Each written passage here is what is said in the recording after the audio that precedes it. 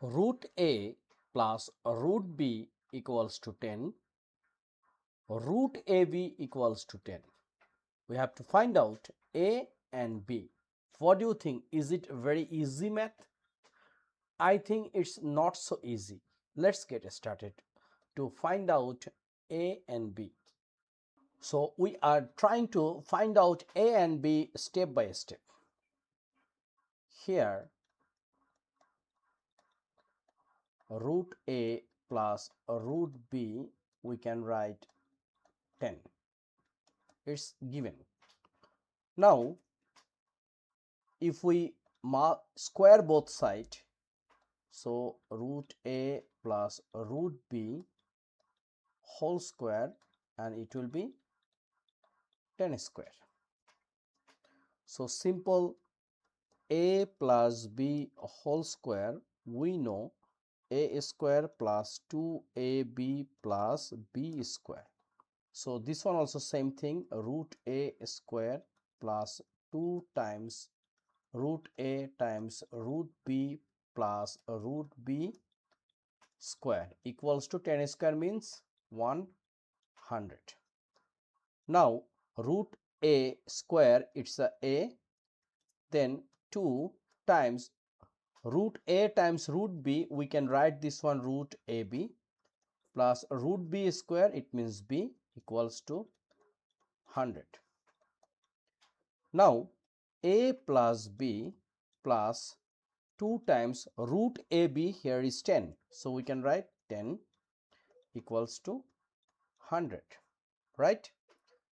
Then a plus b equals to 20 equals to 100. A plus b plus 20 equals to 100. Now we are subtract both sides by 20, so we will get a plus b equals to 100 minus 20. It means this is what? 80. So we can write a plus b equals to 80. We can make this one equation 1. Okay, so a part done. Now again root ab equals to 10, and again we square both sides, so root ab square equals to 10 square. So we can say ab equals to 100. Why we find ab equals to 100? Let's discuss later. Now in here we can write main part. We already get a plus b equals to 80. If we get a minus b, we can easily find out a and b. So now we need a minus b. So a minus b, how we can find out? It's the best way. We can write like a minus b, it means a root a minus b square. We can write it's the same thing. It means a equals to root a square is the same thing. Now we know a law, which is we can write in here that a minus b whole square equals to a plus b whole square minus 4ab, right? So this case we can write a plus b whole square minus 4ab. Okay, so a plus b whole square, we already get a plus b, it means 80. So that means 80 square minus 4 times ab, we already get 100, and here is a root. So 80 square, 8 square means 64, and 100 square means 10 square means 100. So 0 and 0 minus 400. Okay, now 6400 minus 400, we will get 6000. We are trying to solve this one without calculator. Okay, so this one, how can we simplify? From here we have to find out a perfect square. How? Let's check. Like 100 times 60, we can write this one. Again 100 times 4 times 15. We are trying to solve this one step by step. 4 times 15 is a 60. Now this is 400. Once 400 square root, it means 220, right? Not 220. So better we can write this one in here, like here is 400 times 15. It's more perfect, right? So 400 times 15, it's a 400 is a perfect square. Once we make a square root, we will get 20, and here is a square root 15.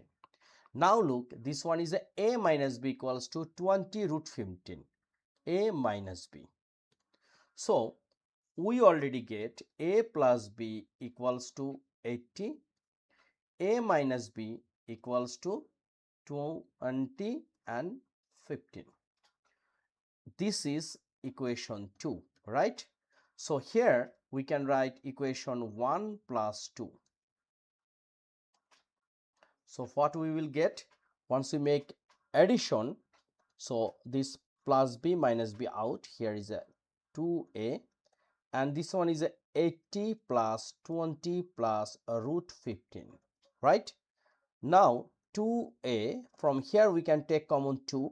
So here is a 40 plus 10 root 15.